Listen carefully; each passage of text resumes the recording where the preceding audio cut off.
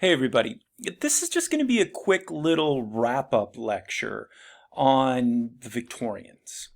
The question we have here is, well, what happened to all of this fear of the confidence man, of hypocrisy, this desperate need to inject sincerity into Victorian society? What happened to all those impulses? Well, Haltunen, in a brief little concluding chapter, which, by the way, I didn't even bother making you guys read, argues that they just kind of got over it. What seemed to be really terrifying in the 1830s, all those changes that we were talking about, the fear of hypocrisy, the concern over the confidence man, as they got to the 1850s, 1860s, they just got over a lot of that fear. Now, some of this is just generational. By the time we're getting to the 1850s, 1860s, we're starting to talk about a newer, younger generation who just isn't quite as afraid of that world of strangers that their parents and their grandparents were. We see this often in American culture and society. I was the first generation that grew up playing video games, all right? And our parents just didn't understand. It seemed like, in particular, our fathers didn't seem to understand. We would be sitting at a computer playing these very rudimentary video games or some of the really early consoles hooked up to TVs. And our parents just looked at us and just didn't get it, and I seem to really remember the dads being angry, just barking at us, saying, why don't you guys go outside and, throw sticks at each other or go play some sort of game in a park? What the hell are you guys doing in here all day? And they just didn't get it because it wasn't part of their generational experience. And now that I am a parent and people my age are parents, we're not so freaked out about video games in the way that our parents were. We get it. We grew up playing video games. We liked playing video games. Hell, some like me still play video games. And so sometimes there's just a generational dynamic in which things that seemed novel and even frightening to one generation aren't that scary to the next generation. The most simple explanation of what happened to what Haltunen in the book calls this sentimental culture, this culture that was so focused on fear of confidence men and worrying about hypocrisy and believed in the need for sincerity. What happened to this sentimental culture? Victorians just sort of got over it. There was just sort of a generational divide. One of the examples she talks about in that concluding chapter is one of the ways we can see it is just a growing acceptance of what I call here in this little one-slide PowerPoint, a growing acceptance of masks and theatricality. In the earlier Victorian period, when we talked about this fear of hypocrisy, there was this real concern that people could project one image on the outside and yet be something very different on the inside.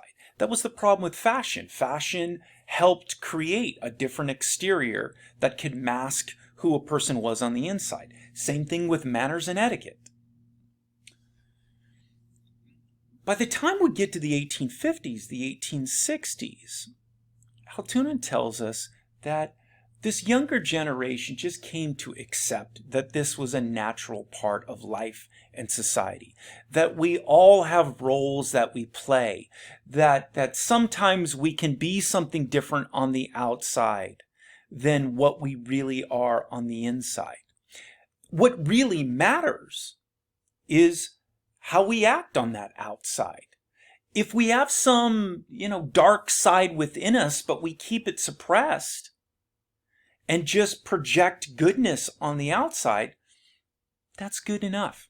As long as we keep that hidden from society, we all don't have to be completely transparent beings that strangers are able to see all facets of that person's character.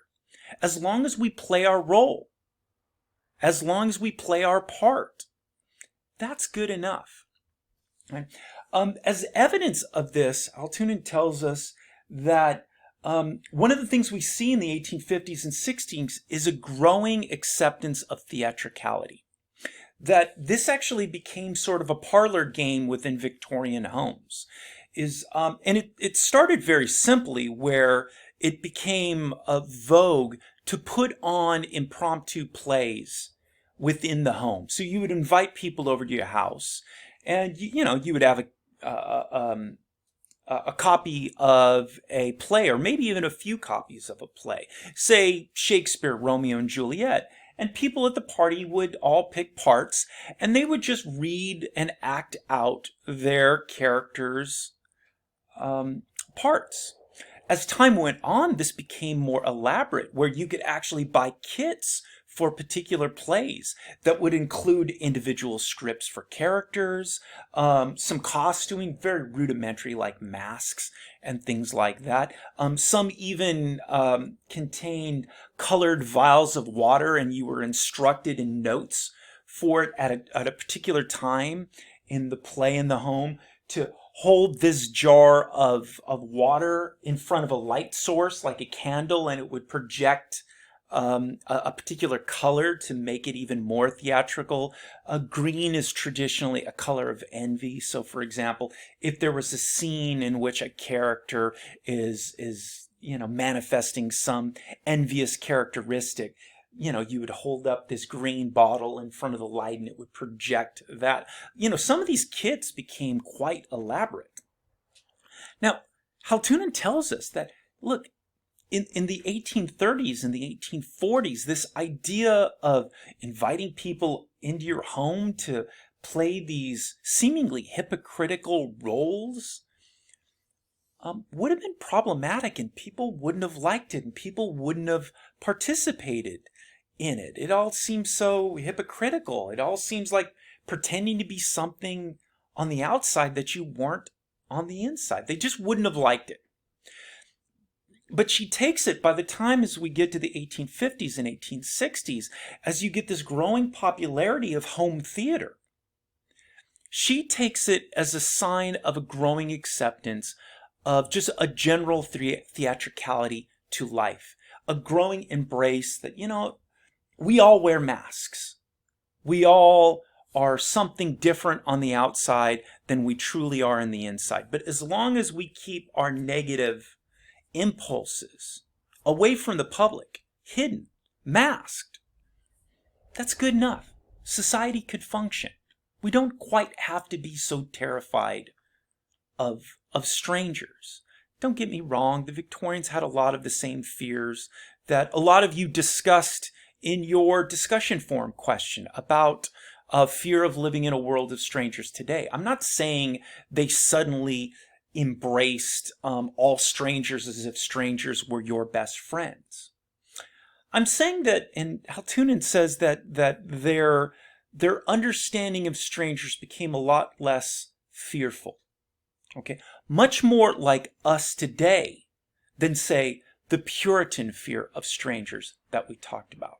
You get this transition with the growing understanding that, yeah, the world of strangers can be scary. Yes, you still have to be somewhat careful and cautious around strangers, but it's going to be okay. We can live in this world of strangers. We don't have to be so quite fearful of hypocrisy. And it's not necessary to function in society that every single individual manifest pure notions of sincerity. We're going to be okay. All right, so that's a good little wrap up. Tells us sort of what happened to all these fears. That's good enough for what we're doing in this class. Okay, I'll be back next time with our final unit of this class on popular culture. It's going to be fun. All right, see ya. Bye.